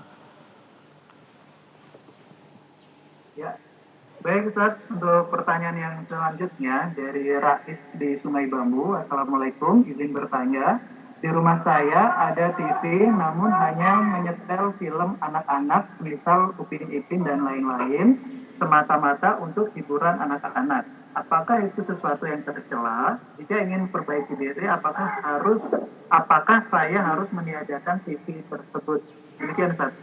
Bismillah, walhamdulillah, wassalatu wassalamu ala rasulillah wa ala alihi wa sahbihi wa man wala. Tidak ada atau TV bukan satu-satunya untuk bisa mendamaikan anak-anak kita. Ya, TV bisa diganti dengan hal-hal yang lain yang bisa memberikan faidah dan manfaat kepada anak-anak kita. Maka di zaman sekarang bukan hanya TV, tetapi tontonan melalui handphone lebih dahsyat lagi. Maka pada saat itu, kalau seandainya ditanya tentang kiat untuk memperbaiki kualitas keluarga, salah satunya adalah seorang kepala keluarga harus mempunyai contoh atau harus menjadi teladan bagi orang tuanya, sehingga dia bisa mengajari anak-anaknya menjadi anak-anak yang lebih memanfaatkan waktunya untuk hal-hal yang bermanfaat. Artinya yang ingin saya tuju adalah orang tua harus memposisikan dirinya bagaimana dengan selain TV yang membawa kepada kemudaratan, maka di sana ada sarana-sarana lain yang juga asyik, yang juga bagus, yang juga bisa bermain anak-anak dengannya dan dia mendapatkan manfaat. Maka pada saat itu dia harus menjadi contoh yang teladan bagi anak-anaknya. Kapan waktunya dia bermain, maka dia bermain dengan anak-anaknya. Kenapa anak-anak suka nonton? Karena tidak ada yang diajak main. Bapak ibunya sibuk dengan gadget, gawai masing-masing. Nah, ini yang harus kita perbaiki dari keluarga kita. Kenapa anak-anak bisa meninggalkan hal-hal yang tidak bermanfaat? Karena orang tuanya juga meninggalkan hal-hal yang tidak bermanfaat. Rasulullah Allah Subhanahu wa taala berfirman, "Dzurriyyatan ba'dhuha min ba'd." Keturunan akan mengikuti pokok keturunannya. Maka nasihat saya adalah boleh saja menonton televisi yang bermanfaat, tetapi jika ada musiknya, maka ini dijauhi karena dia nanti akan sulit masuk ayat Al-Qur'an, membaca Al-Qur'an, menghafal Al-Qur'an. Sulit untuk diajak ikra, karena dia tidak mungkin nyatu antara musik dengan Al-Quran, nggak mungkin nyatu. Sudah lama dia meninggalkan ikra'nya. Kenapa? Karena dia sudah diperdengarkan kepadanya musik. Anak itu bagaikan kertas putih. Kita mau coret, kita mau lipat, seapapun terserah kita sebagai orang tua, terutama anak-anak yang 7 tahun kurang, itu akan sangat erat dengan adonan yang kita buat. Jadi saya nasihatkan kepada orang tua, berikanlah contoh teladan. Rasulullah Allah Subhanahu wa taala berfirman, "Laqad kana lakum fi Rasulillah uswatun hasanah." Telah nampak dalam diri Rasulullah SAW suri tauladan yang baik. Contoh teladan lah. Contoh teladan bagaimana menggunakan waktu, dia akan ikut, anak akan ikut seperti adonannya. Ya, wallahu a'lam. Naam. Ya, pertanyaan selanjutnya Ustaz dari Nur Faizah di Sunter. Assalamualaikum Ustaz, Akhwan ingin bertanya, terkadang hadir futur dalam beribadah setelah masa haid tiba. Bagaimana cara mencegah agar tidak futur dan tetap stabil dalam kualitas diri beribadah? Bismillah, walhamdulillah, wassalatu wassalamu ala rasulillah wa ala alihi wa sahbihi wa man wala. Dia seorang perempuan agar tidak futur setelah haid, dia harus mengetahui bahwasanya selama haid sudah banyak yang tertinggal dalam dirinya. Saya akan menyebutkan tentang waktu ya, dan juga merasa kehilangan, merasa rugi saat kehilangan kesempatan untuk beribadah. Ini cerita-cerita menarik. Cerita yang pertama, cerita Abdullah bin Umar radhiyallahu anhu. Beliau ini apabila sholat jenazah, maka beliau sholat jenazah. Kemudian setelah sholat jenazah beliau pulang. Dan pahala sholat jenazah adalah mendapatkan satu gunung Uhud. Satu gunung Uhud. Sebentar ya. Satu gunung Uhud itu kalau seandainya pendekatannya adalah limas,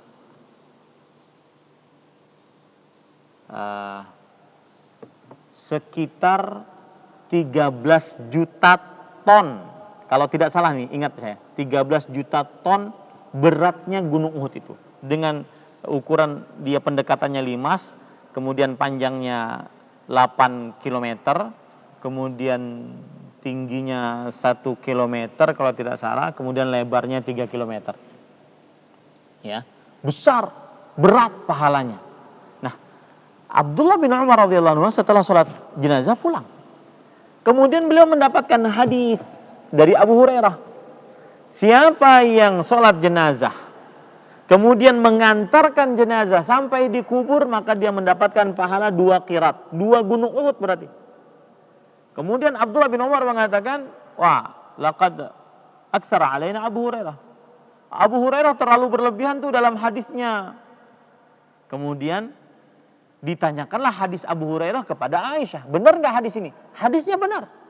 Kemudian Abdullah bin Umar radhiyallahu anhu berkata, laqad farratna fi qararita katsira. Sungguh kalau begitu selama ini kita menyia-nyiakan bergunung-gunung pahala. Nah, ini adalah potret dari para sahabat Rasul sallallahu alaihi wasallam, bagaimana mereka merasa rugi saat kehilangan kesempatan untuk beramal ibadah. Wanita yang haid 7 hari minimal, ya kadang-kadang maksimal, dia kehilangan kesempatan untuk beramal ibadah, terutama sholat. Dan kalau bulan Ramadan puasa. Dan kemudian juga tidak bisa memegang mushaf, kecuali kalau dia baca dengan alas ataupun dengan hafalannya. Artinya banyak ibadah-ibadah yang tertinggal dari dirinya. Maka untuk mengobati penyakit futur setelah haid, dia ingat bahwasanya dia sudah banyak ketinggalan. Sehingga dia semangat untuk beribadah. Ketinggalan kesempatan untuk beramal ibadah. Sebagian orang kadang-kadang kehilangan 100.000 dicari sepanjang siang. Tetapi ketika kehilangan kesempatan untuk beramal ibadah, maka dia tidak merasa rugi. Contoh, 2 rakaat sebelum subuh. Apa pahalanya? Lebih baik daripada dunia dan seisinya. Pernah nggak orang merasa rugi saat kehilangan kesempatan 2 rakaat sebelum subuh? Berbeda dengan orang yang kehilangan 100.000, 200.000, 1 juta. Saya pernah dapat kabar, Ustaz, saya pernah kehilangan duit 20 juta di rumah. Bagaimana keadaan rumah antum setelah itu? Habis, Ustaz, saya ubrak-abrik. Karena kenapa bisa demikian? Merasa rugi atas kehilangan kesempatan beramal ibadah. Ya. Sedangkan kalau seandainya kehilangan kesempatan beramal ibadah 2 rakaat sebelum subuh yang pahalanya lebih baik daripada dunia dan seisinya, tidak merasa rugi. Nah, ini kan kekeliruan, terbalik namanya. Makanya nasihat untuk wanita habis haid merasa futur adalah dia harus merasakan di dalam dirinya rugi, kehilangan kesempatan beramal ibadah. Kemudian yang kedua, salah satu kiat agar kita semangat untuk beribadah adalah jangan sampai kita mati di saat sedang lemah ibadah. Ya, apalagi dalam keadaan maksiat. Jangan sampai. Kenapa demikian? Karena itu adalah kerugian yang paling rugi. Tidak pernah ada kerugian paling rugi di dunia dibandingkan su'ul khatimah, mati dalam keadaan buruk. Tidak beribadah, bahkan bermaksiat, lagi malas ibadah dan seterusnya. Nah, maka ingat jangan sampai kita mati di atas keadaan yang buruk, itu yang memudahkan kita untuk semangat beribadah kepada Allah Subhanahu wa taala. Wallahu a'lam. Naam. Ya. Ya Ustaz, jazakallah khair atas jawabannya dan mohon maaf pada jamaah yang pertanyaan sudah masuk tapi belum bisa kita bacakan satu persatu. Nah, untuk sesi selanjutnya ini saya serahkan ke Bang Pitung, ada kuis ya Bang Pitung ya. Ada kuis untuk 5 orang senilai 50.000. Jadi masing-masing 50.000, bukan 50.000 bagi 5 ya Bang Pitung ya. Ya, Silakan Bang Pitung, lanjut. izin Ustaz, kita masuk kasih kuis ke teman-teman ini biar bisa pada ngaji terus besok nih. Siap. Nanti Ustaz yang membenarkan atau menyalahkan jawabannya, saya kasih pertanyaannya sudah disiapkan dari tim kita. Siap. Untuk yang bisa jawab, silakan nanti segera raise hand. Bang Riko, Bang Irham, silakan dimonitor siapa yang raise hand dulu ya. Gitu. Ini pertanyaannya belum siap, sudah ada yang raise hand ya. Ya. Ya, pertanyaan pertama, silakan siap-siap. Hadiahnya pulsa 50.000 dari Masjid Ashraf. Pertanyaan pertama, apa arti futur menurut kajian yang tadi disampaikan oleh Ustaz? Rida Anggraini di Makassar, bagaimana Bang Riko? Ya, Rida Anggraini Bang. Silahkan Rida buka audionya. Kalau untuk akhwat buka audio saja, untuk ikhwan wajib buka video. Futur adalah diam setelah bergerak keras, lemah setelah kuat. Iya. Bagaimana Ustaz? Sahih. Sahih, Masya Allah Rida Anggraini. Jawabannya betul. Rupanya tadi beneran ngaji nggak ngantuk nih ya. Walaupun nggak sambil ngopi hari ini. Rida segera kirimkan nomor teleponnya ke host kajian ya. Ke Bang Riko juga bisa ya. Dikirimkan via fitur chatnya. Nomor teleponnya sekarang juga. Ini ada pertanyaan selanjutnya. Salah satu yang menjadi keyakinan dasar seorang muslim adalah bertambah iman dengan ketaatan dan imannya berkurang dengan kemaksiatan. Terdapat dalam surat apa dan ayat berapa? Kutipan ayat tadi. Silahkan.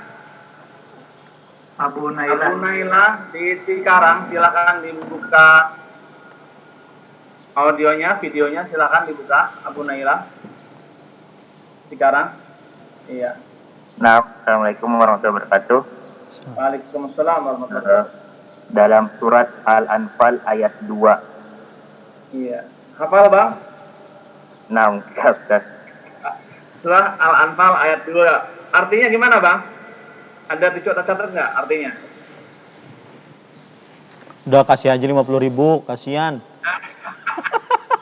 Oke, Abu Naila ya. Abu Naila dapat hadiah pulsa 50.000, kata Ustaz kasih aja ya. Alhamdulillah. Pertanyaan selanjutnya nih, kembangan dari pertanyaan Abu Naila. Ini tantangannya beda. Hadiahnya bukan pulsa 50.000, hadiahnya pulsa 100.000 lagi. Masya Allah. Ya.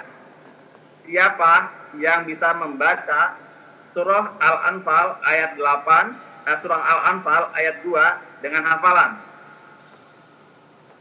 Ya silakan. Misari. Silakan buka videonya Misari. Misari kayaknya kenal orang dalam ini Bang Pitung. Itu kayaknya kenal orang dalam. Silakan Misari, videonya mana? Al-Anfal ayat 2. Mana nih? Ya, silakan.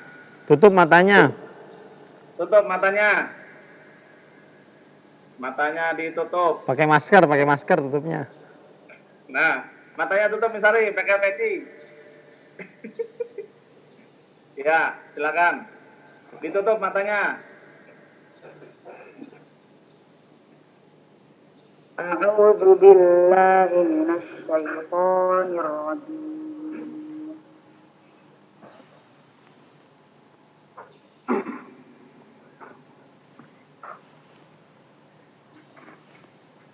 Ya. Bentar lu. Innamal mu'minuna alladzina idza dzukirallahu wajilat qulubuhum وإذا تليت عليهم آياته إيمانا Ya, salah. Salah. Wa idza tuliyat ayatuhu. Salah. Wa idza tuliyat alaihim ayatuhu zadatuhum imana. Silakan diulang. إنما المؤمنون الذين إذا ذكر الله وجلت قلوبهم وإذا تليت عليهم آياته زادتهم إيمانا وعلى ربهم يتوكلون. Barakallah fiik. Masya Allah. Betul. Masya Allah. Ya. Misari dapat hadiah pulsa 100.000 ya. Masya Allah. Barakallah fiik. Jazakallah khair. Ya. Ini agak KKN nih, Ustaz. Tapi dia di kamar sebelah, dia agak di sini, Ustaz. Ya. Silahkan pertanyaan selanjutnya. Pertanyaan keempat ya. Sebutkan hal-hal yang menjadi keyakinan dasar seorang muslim berdasarkan pada kajian yang disampaikan oleh Ustadz Ahmad Zainuddin hari ini. Silakan yang menjawab. Sebutkan hal-hal yang menjadi keyakinan dasar seorang muslim. Ya. Siapa? Yuni Sadikin. Silakan Yuni Sadikin di Lampung. Izin untuk yang pertama adalah manusia adalah makhluk yang pendosa. Kedua, hati ini cepat berbolak-balik. Ketiga, iman bertambah dengan ketaatan dan berkurang dengan kemaksiatan. Yang keempat, terkadang fokus dunia dan terkadang fokus dengan ibadah itu tidak apa-apa. Barakallah fiik. Sahih. Pinter ya teman-teman kita hari ini ya, Ustaz. Masya Allah. Masya Allah. Ya, saat selanjutnya siap-siap. Ya, siap-siap yang sudah tadi raise hand dan belum mendapatkan kesempatan, siap-siap nih pertanyaan selanjutnya. Ini jawabannya agak banyak nih. Bisa jadi yang jawab 2 orang. Pulsanya tetap 50.000. Apa saja potret-potret lemahnya iman atau orang yang sedang futur? Ya, South BP Bekasi. Silakan. Dibuka audionya. Silakan. Halo. Ya, silakan. South. Assalamualaikum Ustaz. Waalaikumsalam warahmatullahi wabarakatuh. Silakan. Akan saya coba jawab Ustaz ya. Potret-potret orang futur antara lain pertama hati yang keras. Kedua, malas melakukan ketaatan. Ketiga, membenci orang-orang saleh yang mengerjakan sunnah Rasulullah SAW. Keempat, lemahnya perasaan keagamaan. 5, tidak bersyukur dalam menerima nikmat dan tidak bersabar ketika sedang mendapatkan musibah. Itu saja Ustaz. 6, menampakkan maksud di hadapan orang banyak. Barakallahu fiik. Sahih. Ya, Ustaz. Al-jawabu sahih. Al-jawabu sahih, Masya Allah. Ini pada nggak ngantuk hari ini rupanya ya. Alhamdulillah. Jangan lupa Ahad depan kita ada sambungan kajiannya ya. Jadi yang nggak ngantuk hari ini diuji lagi nanti Ahad depan pada ngaji lagi apa enggak nih.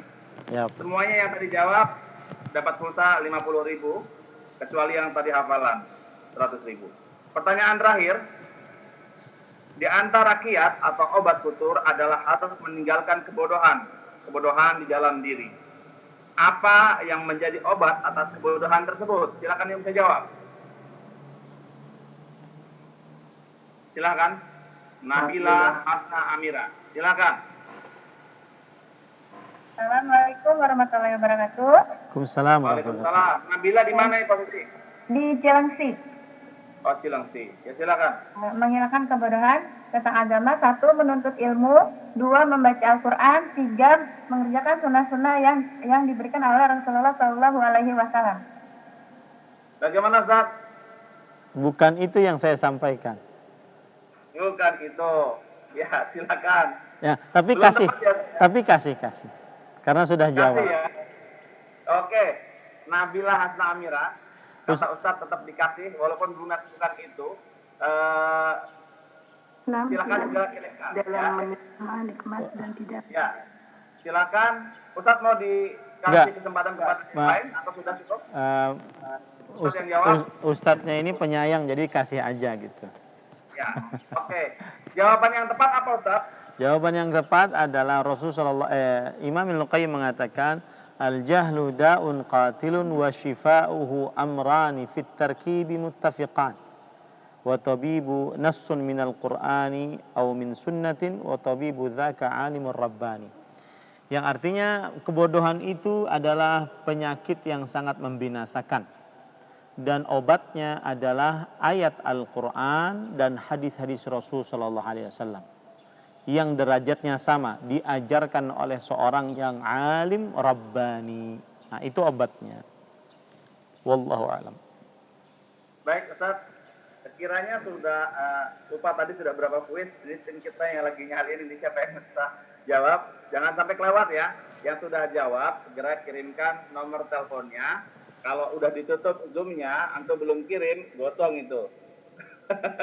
Kita mau kirim kemana ya? Nggak ada nomornya, jadi gosong ya. Oke Ustaz, sudah 11.25. Silahkan kajian kita ditutup. Dan jangan lupa rekan-rekan sahabat kajian Masjid Astra, pekan depan kita akan lanjutkan kajian kita bersama Ustaz Ahmad Zainuddin. Dan hari Selasa kita ngaji bersama Ustaz Firanda. Hari Kamis hari Jumat insya Allah kita ngaji bersama Ustaz Haris Abu Naufal. Dan hari Sabtu bersama Ustaz Nizar Sa'ad Jabal. Silahkan dipantang terus di amaliyah.id atau di Instagram @astra. Fadhal Ustaz untuk closing kajian. Bismillah, walhamdulillah, wassalatu wassalamu ala rasulillah wa ala alihi wa sahbihi wa man walah. Kita sekarang sedang berpuasa dan puasa ini mendatangkan pelajaran-pelajaran sangat luar biasa di dalam kehidupan kita.